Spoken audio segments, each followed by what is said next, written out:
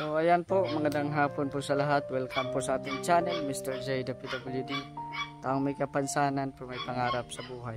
So ngayon ay dito po kami sa Labo, no? Dito sa Sulok-Sulok. Kasama ko po si Kalingap Gilbert at scouting po namin ngayon. Meron siyang nire-refer po sa akin, yung mga na-scout po niya. So puntahan po natin ngayon. So yan, nakikita nyo po yung motor niya, no? Kahit na sobrang sulok-sulok ng lugar, pinapasok po talaga namin, no? At yun po yung sitwasyon ng bahay. Ayan. So pinapasok po talaga namin, may mga bahay pa pala dito. So tara po, samahan nyo po ako. Ayan, so Kalingap Gilbert, ano ba itong napuntahan natin dito ngayon? Anong meron po dito? Ito yung isa naman ito sa ating na-vlog na noon, na-scout noon, na talagang sobrang hirap din, Mr. J. Talagang kailangan talaga nila ng tulong, financial talaga, sobra silang hirap. At ang kanilang pinagkakakitaan dito, hanap buhay, yung kanyang anak, yung isang anak niya dito na babae, na siya namang nagtatanim dito ng nakikitanim sila dito, Mr. J, ng kamuting kahoy. So dito sa paligid. Oo. Diyan naman, nakikitanim sila dyan. Kaya ang hanap buhay naman ni ate, yung anak nito, para makatulong naman dun sa ina, kasi nga yung nanay niya medyo malabo na yung paningin. Kaya siya na lang mismo yung tumutulong sa kanyang nanay. Bagamat may mga kapatid, siyempre may mga pamilya, tapos hirap din sa buhay. Kaya yung isang anak niya dito, yun ang tanging katulong niya sa paghahanap buhay, para meron lang makain. Hanap buhay. Papasalamat ako at nakasama kita sa scouting, at meron naman na meron tayong maayudahan, na matutulungan natin yung na-scout natin. Kaya yun, Mr. J, salamat, at natin po, mapupunta natin si nanay. Tara, samahan po ako. Ito, Kuya Gilbert, ano itong bahay na ito? Ito yung bahay na ito na una talaga na nagpupunta ko dito. So ito yung nadatnan mo? Oo. Pag-uulan talaga nagtutulo dyan, Mr. J. Kaya yung mag-ina, kawawa dyan, lalo na si nanay Salim. Kaya talaga dito, kasi sulo lang siya dito ay pagkapag naiwan siya ng anak niya, nagtitinda yung anak. Pag naiwan siya dito, talagang pag nag-ulan, minsan inabutan ko siya nasa kanto lang dyan, na hindi natutuluan, andyan lang siya. Ngayon, nung humingi siya ng tulong sa atin, yung anak, wala pa naman tayong revenue sa YouTube. Hindi ko sila matulong-tulungan sa pagpapagawa ng bubungan ba? Lagyan lang ng bubong, kahit yung ganito lang, yung hindi naman sa yero. Kahit kung lang, ay wala tayong maiambag naman, kahit konti mga pang-grocery lang tayo, sa pang-bigas-bigas lang yung kaya natin. Kaya yun ang tanging na ibibigay natin sa kanila. Kaya nag-ano nga ako nung pagdating natin, nagtaka ko kasi nandito na sila, nakalipat na sila. Nandito na pala sila. Kaya tanungin natin, Mr. J, kung anong diskarte ang ginawa nila sa buhay. Ayan, magandang hapon po. Sige, magandang hapon. Ayan, yan po si nanay. Wala. Ang nakikita ko lang maputi.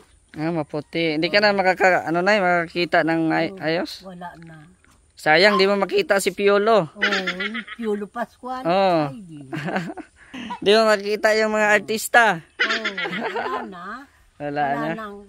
Sabi nga nung isa kong anak, nung magpunta dito, kung gusto mo niya, mama, dumuong ka sa akin. Wala ka naman anyang gagawain doon, mag-nood ka na lang TV po. Nakita mong hindi na nga ako nakakakita, sabihin pang manunood ng TV. Ka nang magaling. Ilan bang anak mo na Marami naman sana ang anak ko, kaso isa lang naman ang tunay na nagmamahal sa akin. At siyang nag-aalaga sa akin. Pero may mga pamilya na din po. Ay oo, puro na. So anong pangalan mo, Nay? Rosalina Magana Uko. Ilang taon ka na, Nay? Ay 77. 77? Ngayong July, masampa ako sa 77, mas 78 na ako. Ay, mas 78 na. July 27 ang birthday ko. Kaya tapos ilang taon ka na, Nay, na parang malabo na yung mo, paningin? Padalawang taon na ito. Nung ma-aksidente ako ay. Sa alin po, Nay? Yung mabangga ako ng motor, ito ang tinamaan ko, kaba akong mukha. Namaga yan intiro, nawala yung matak yan. Ay nung mag-igi ako, yan, malabo na ang tingin ko. Saka ito ang nararamdaman ko ngayon. Kaya nagmi-maintenance bag ako ng gamot na yung power seal, saka yung guard seal. At pag hindi ako nung nakakatumar, masakit Makirot. ito. Makirot. Masakit ko yan. Tapos itong bato kong ito, mabigat ng maigi, masakit ng maigi. Wala na akong naaalinaglagan. Nadilim na maigi ang mata ko. So nalipat na pala kayo, Nay. Oo. Doon kayo dati sa luma niyong bahay, oh. Oo. Ay, matutumba na yung pag malakas-lakas na ang hangin. Matumba na 'yon. Matutumba na at yung mga puno baga ng haligi wala na. Sino namang nagawa nitong bagong harong mo? Ay ipinagawa ko nga ito doon sa may naipon-ipon baga naman ako nung yung sa payout ko ay tinabi-tabi ko. Sa senior Oo. Ibinayad ko doon sa labor. oo, doon sa kakilala namin kabarkada naman namin na gagawa. At ito naman pawid na ito ay inutang ko na lang yan hanggang ngayon nga ni ay sinisingil na ako. Ay sabi ko baka naman pipwedeng antabayanan na pag payout ko. Ngayon daw Mayo kami ma-payout. Ay sabi ko mabayaran ko magkano ang utang ko? 1,000. Opo. Oh, ay di yung kwinta parang ibibili ko nga ng pawid siya kung ibinayad sa pag-labor nito, pag-buo nitong bahay. So, ay ang nagdingding na laang nito ay yan ang lang anak kong yan. Ang nagdingding nitong pinitpit na ito. So kayo lang dalawa dito, Nay? Oo. So maliit lang din po ang bahay nila, Nanay. Ay Kasya lang din po sa kanilang dalawa. Nani, gusto ko isisiminto yung kusina na yun at pag sinaigan mo ay wala, hindi ka na makakatayo. Ay sabi ko yung mga siguro mga 2 supot na siminto, ganyan hanggang yung dapugan. Kasi mababa lang po, no? Mababa lang. Oo, hindi na hindi makakuha at gawa na wala nga kaming yung gasino pa naman yung harahanap buhay niyang anak kong yan. 1 puno lang dyan sa basket na yan ay yun lang ang ito. kakabuhayan namin araw-araw. Ano man yung pinagtitinda niya o pinaglalako niya? Minsan ginayat na labong, may ginayat na langka, tapos pag may puso na nakuha dyan sa sagingan, ginagayat niya, yun din ginayat na puso. Kung anong makikita niyang gulay na pwedeng ilako. Oo, at pag walang bunga ang langka namin dito, yan, mga tanim-tanim ko na yung mga langka na yan. Ay pag wala yung bunga, ay napunta siya sa mga may langkaan. Mag-angkat? O naangkat na lang siya. Di kaya pag nakakuha siya ng halimbawa 100, mama, itong 100 na ito, ibibili ko na muna ng langka para meron pa. Maganan siya naman siya, mga 50, ganyan. Ay di meron na siya 1 kilong bigas. Oh. Yung kanyang 100, maganan siya ng 50, meron na siya 1 kilong bigas. Ay sakat kulang din naman yung 50, magkano baga ang bigas ngayon? Mahal na. O 53 ang binibili ng anak ko. Ay di kaya nakuha siya ng dahon ng gabi. Ay ngayon walang pako. Diyos ko. Wala, natutuyo sa init. Oo, talagang stroke na din ang pako. Oo. Kaya nakakalungkot baga. Ay ako umala ito. Naglako-lako yan kakarakaunti. Ay hindi ako nabilhan ng gamot. Kaya wala ako matumarang. Kaya nakita mo ang mata ko, nagluluha, mahapdi. At hindi ako nakatumar ng gamot. Ay pag ako'y nakakatumar ng gamot, yan, maigigi. Saka maliwa-liwanag ang tingin ko. Ay, ngayon ay wala. Ay malayan Hindi siya nakapaghanap ng panindat. Grabe naman bagang init. Kaya nga, sa sobrang init. Na, ay mainit pang maigi. Kaya sabi, pamisan, pag walang-wala kami, mapunta yan doon sa, yun sa pinsan ko, kay Atina Buado baga, yung piskal. Ay doon mapunta. Tita, mahingi po ako pabiling gamot ni mama. Bigyan siya 300. O ay di ko naibibili naman ang gamot ko. Kaya na parang nakakaawa na rin naman ang sitwasyon namin mag-ina. At kulang-kulang din naman. Kaya buti hindi nag-asawa itong anak mo? May anak yan. Ha? May anak yan. May anak. Ay ang problema, hindi naman sa pagkuhan. Hindi naman sa pag ano baga. Ay yung anak niya naasa rin sa kanya. ay malaki na, 29 anyos na. Ay siya pa rin ang inaasahan. So talagang kayo talaga si ate din. Oo, kaya naaawa na rin naman ako dyan sa anak niya. Minsan nagreklamo, mama, ang sakit na niya ng feet ko ng uupo sa bike. At sa init baga naman yan ng panahon. Hindi na nga naman natatagal yung pag nag-gana ay mainit na mainit baga. Kaya nga po. So, ayan, tawagan natin si ate. Ate! Ay ka rito, ate. Yan, ito yung anak ni nanay. Isa sa mga anak ni nanay. Ito yung service mo? Opo. Ano yung pangalan mo, ate? Si Priana Makato. Si Priano. So, ano yung nilalagay mo dito, ate? Palalagyan ko na ito kahit maliit na sidecar. Adi, yung ano, anong nilalagyan mo sa basket? Yung ano yung mga pinaglalako mo? Tulad ng langka, dabong, nakapako, ibinabalot ko dyan sa silupin para hindi umalwas. Di ba itong ginagamit mo, ito yung sa prutas, di ba? Oo. Oo, tapos ginawa mo lang ano, para malagyan ng paglalakuan mo. Tapos, yan lang, bike mo yung ano, ginagamit mo. Yun na po sa akin nagkukuruminda. Sidecar na siya. Ito na lang ang bayaran mo. 5,000 lang ang bigay ko sa iyo. Nilalaan ng bike, may sidecar ka pa. 5,000 na yon. 5,000 na. Buo na. Buo na. Wala ka nang aalahanin. Kaso wala naman ako ipa-5,000 at kulang din. Minsan ibinibili ko pa ng gamot ng aking ina. Ilang taon ka na ba, ate? Mga 54 na ngayon. December. 54 ka na rin. So ito lang, mga ilang taon ka na dito naglalako na gamit ang bike mo? Ay, ano na, mga 16 anyos na.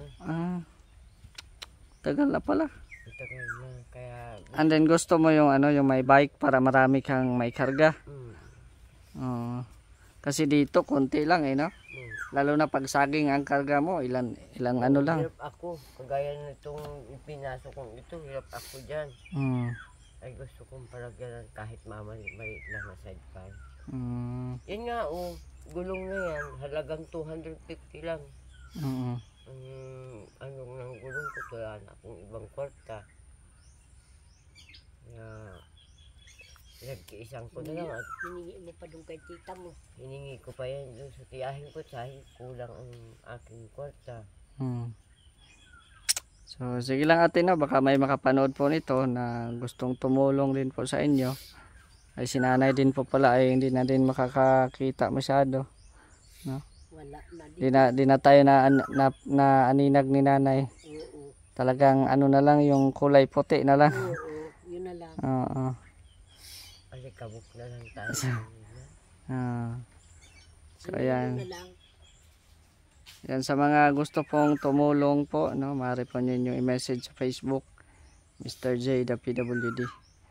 Ayan, para po may pang negosyo po si ate, para pang maintenance po ng kanyang nanay, and then sa kanilang pang araw-araw na pangkain. So may dala po tayong ano, nay, ate, may dala po kaming grocery at saka ano, bigas. Opo. Sama ko po si Kuya Gilbert. Ay, salamat. Wala nga kami talagang bigas. 1 kilo ang nabili niyang anak ko niya.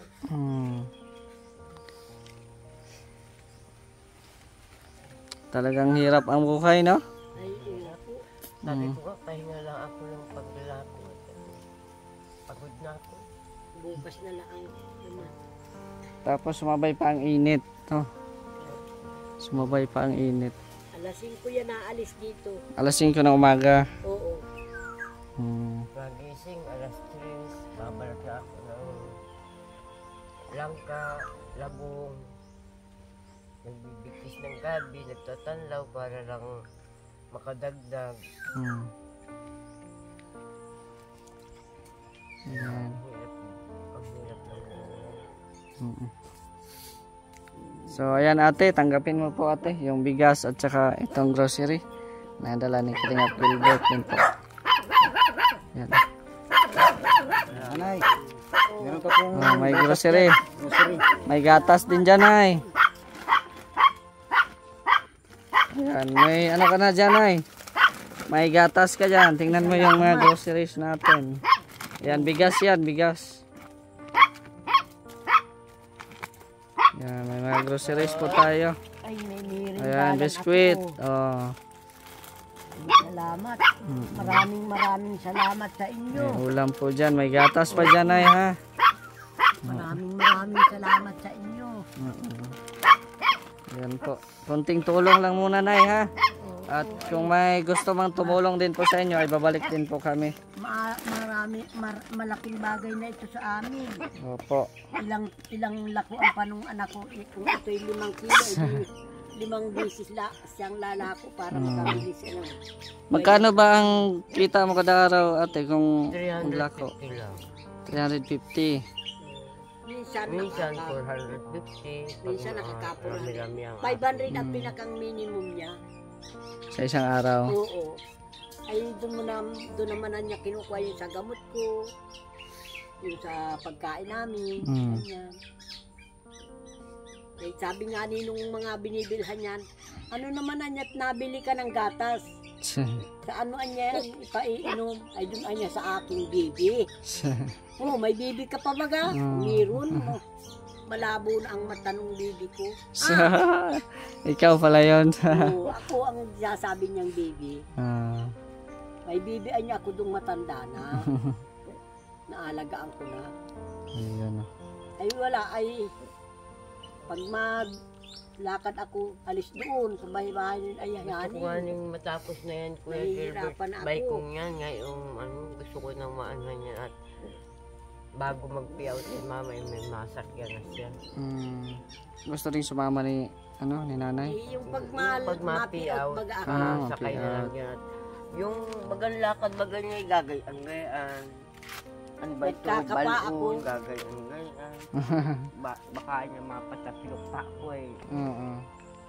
Ay, nung minsan nga kasama ko yan, nag-uulan. Ay, hulos ako. Sabi ko, mama, kapit. Nadudulas kami. Talagang maluha. Aray ng aray at natutungtungan ko daw ang kanyang paa. Pa ako ang nagkakaturuntungan. Ay sabi ko, sorry, hindi ko yan nakikita. At pag nalakad ako, wala, hindi ko naman nakikita nilalakadan ko, kinakapa ko pang ganyan, ang paa ko. Ganyan. Kaya wala na.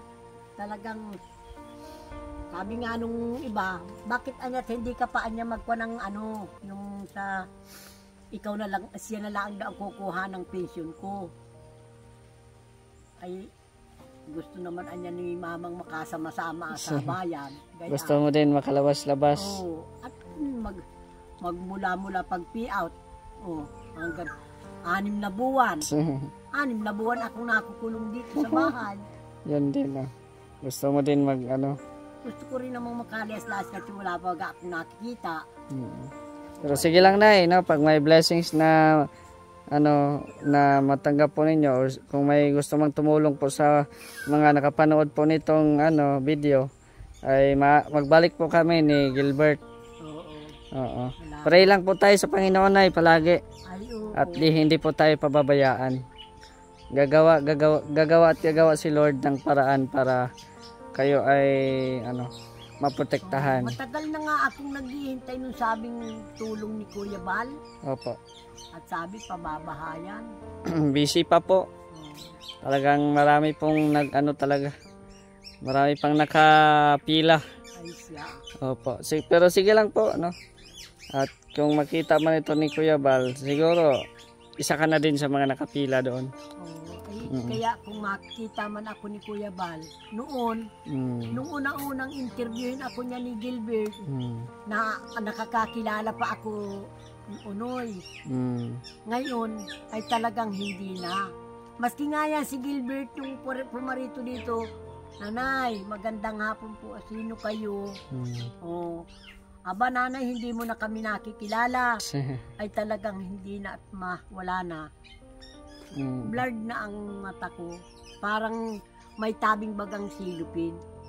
Pero sabi naman ng anak ko, maliwanag naman anya mama ang mata mo. Kumbaga nakadilat naman baga. Yun nga ang pinagtatawanan ng anak ko niyan. Mulatan niya ay bulag. Ay pero malaking pasalamat ko pa rin naman sa Diyos. Unoy at maski na ganito ang buhay ko, nakakaalinagnag pa rin naman ako. Ay, Tsaka yung ano, parang healthy pa rin baga. Hindi, yung kapatid ko na bunsong-bunso sa akin, ikalimang sunod sa akin, bulag na talaga siya. Talagang wala na yung kapatid kong babae. Matagal na bulag. Yun daw ay katarata. Sige lang, Nay, no? Pray lang tayo sa Panginoon, Nay, ate, no? Malay natin yung mga gusto nyong hiling ay maisatuparan din, no? Basta wag lang tayo mawala ng pag-asa. At hanggat may tulong po sa inyo, babalik at babalik din po kami. Saka gusto ko ikuan ay mabigyan sana ako ng mga 2 supot na siminto at isiminto dyan sa kusina. Sige po, Nay.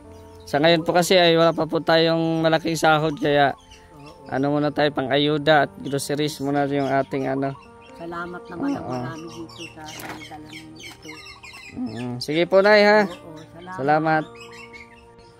Ayan, marami pong salamat, no. So yan po yung nadatnan natin dito sa ano, sa sulok-sulok ng Labo. Kasama ko si Kuya Gilbert. So, sa mga gusto pong maghatid ng tulong, i-message nyo po ako sa Facebook, Mr. J the PWD. At pakisuportahan din po ang ating kasama, si Kuya Kalingap Gilbert, no. Siya po yung ating driver po sa ngayon na kahit nandito tayo sa sulok-sulok, pinasok talaga. No, pinasok talaga namin para po maabutan ng tulong ang pamilyang iyon. So, ayan, shout out po kay Ate Nance Chen, kay Ate Laura Calisora, kay Ate Helen Sical, Ate Andra Merisiner, kay Ate Evelyn Macmac. Shout out sa lahat-lahat ng mga viewers, sa Team Kalingap, kay Kuya Val Santos Matubang, at Edna Vlogs and Kalingap Rab. Pakisuportaan din po ang ating mga kasamahan sa Mindanao, Boy Gahe Vlogger, Vendor TV Vlog, Jarix TV Official, Jason Katambay, Ronel TV Vlogs, no? At sila din po ay tuloy-tuloy na sa pagdingap doon sa Mindanao. So, ayan, marami pong salamat. At hanggang dito na lang ating video. It's me, Mr. J the PWD, ang taong may kapansanan pero may pangarap sa buhay. God bless. Thank you so much.